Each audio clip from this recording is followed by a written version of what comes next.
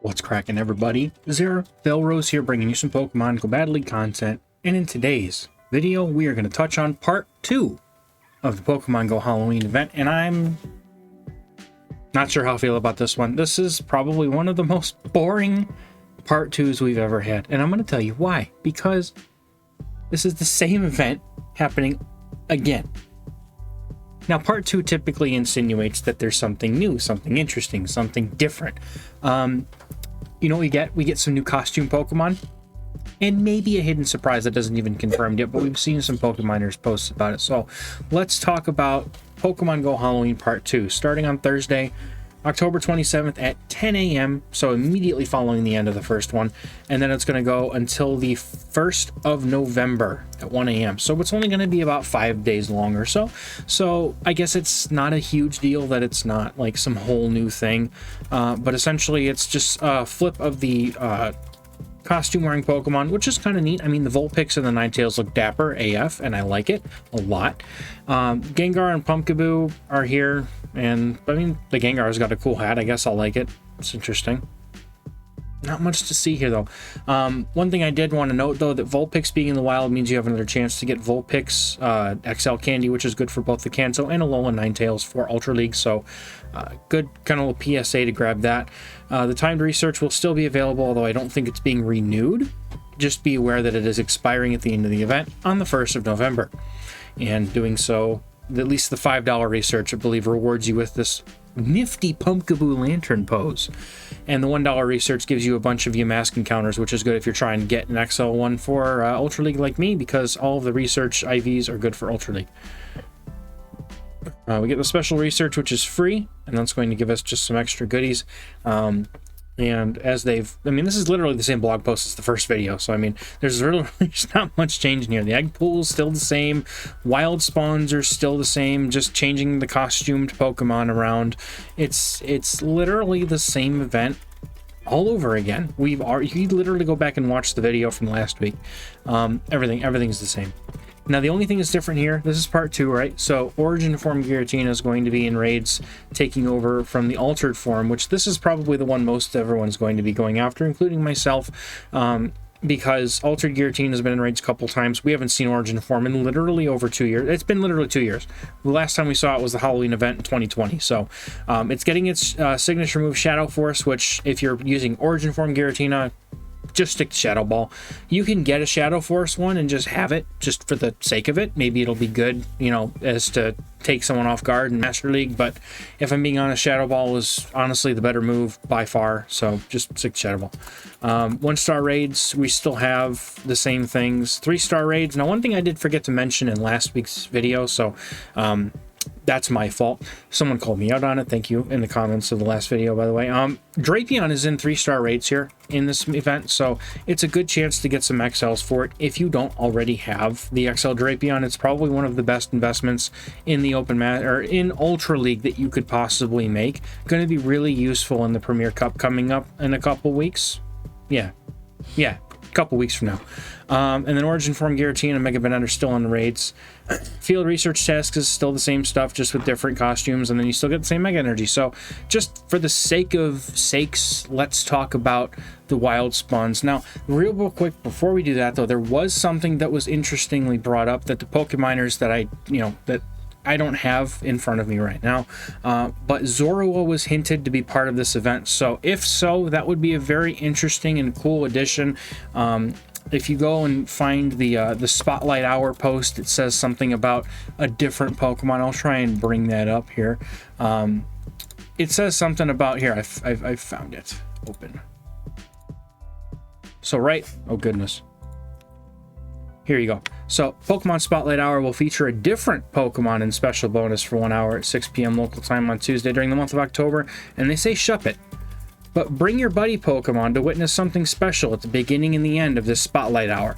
What does this mean? Nobody knows. It's a surprise, which we love surprises, don't we?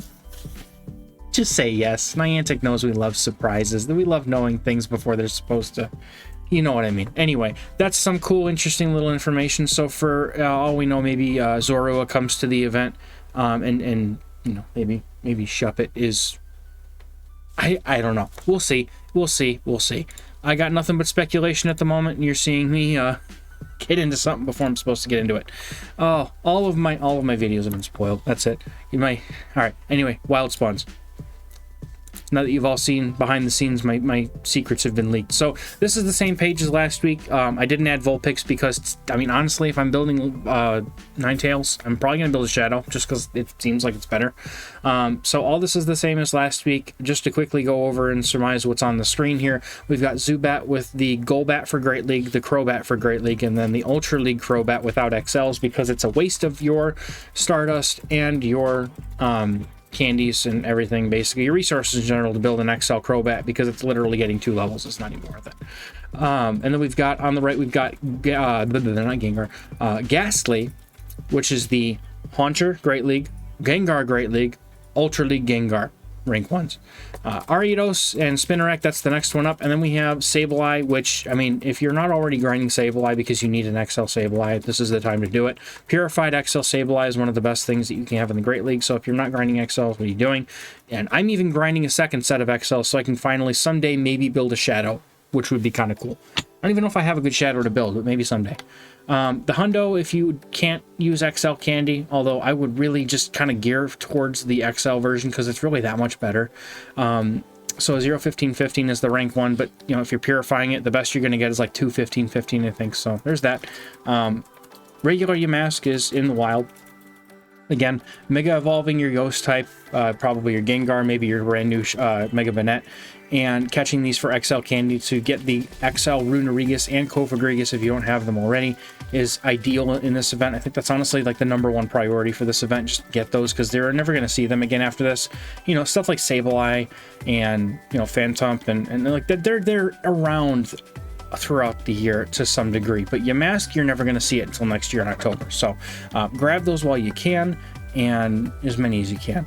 And then Phantump is here. So again, Phantump is going to be the Great League Trevenant, the non-XL Great League Trevenant, and then the XL Great League, or the non-XL Ultra League Trevenant, and then XL Ultra League Trevenant. So I personally have a non-XL Ultra League Trevenant. It's just easier for me to build. I don't want to invest the dust, but there's merit to both. Swag Tips did a video about that. Check it out if you want. And then you've got Sableye down there as our boy for additional Stardust. So field research stuff, this is pretty much all I care about, to be completely honest.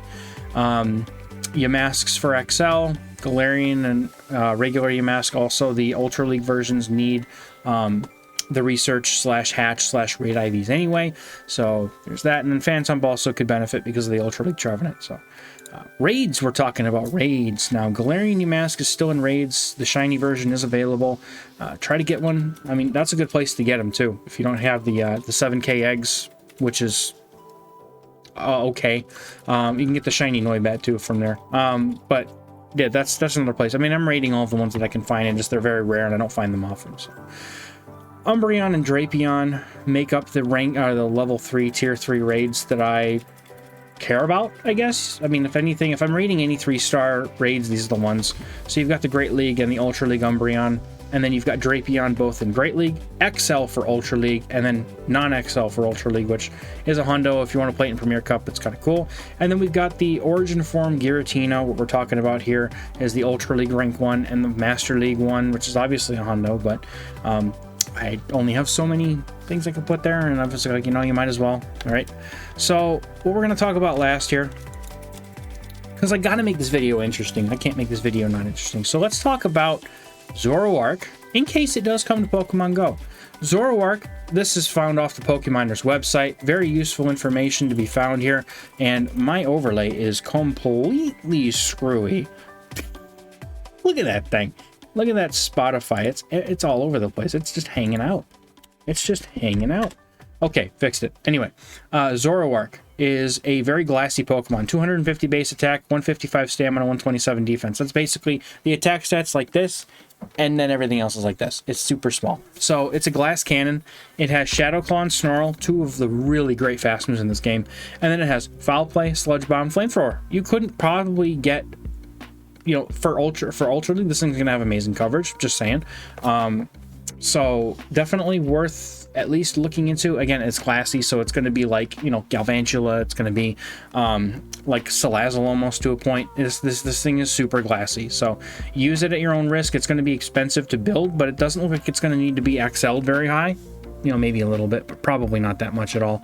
And I mean, there's, yeah, if it gets here, it's going to be a cool little spice pick, I think. But in any case, I do want to talk about Shadow Force Giratina, because I didn't get to talk about it in the last video, and this week the Ultra League Halloween Cup is coming. So let's chat about Giratina altered in the Ultra League and the Master League while we're here. I'm not going to talk about Shadow Force Giratina Origin because it's bad. I mean, if I'm being honest.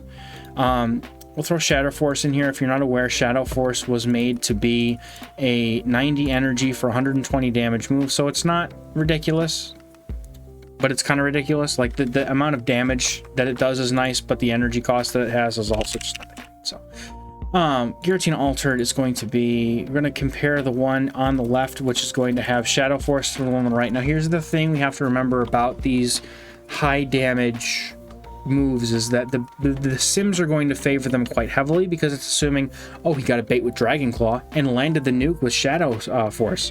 So that's why some of these are wins. But honestly, if you land these moves, it's kind of nutty. If there's, like, as long as you're not against a dark type or against a normal type, you're in a good spot with Giratina regardless, but this just kind of gives it a win more move if you do happen to land it. So obviously the sims are going to favor this much more, because it's going to be able to just take it out instead of having to grind out like Giratina Altered typically does.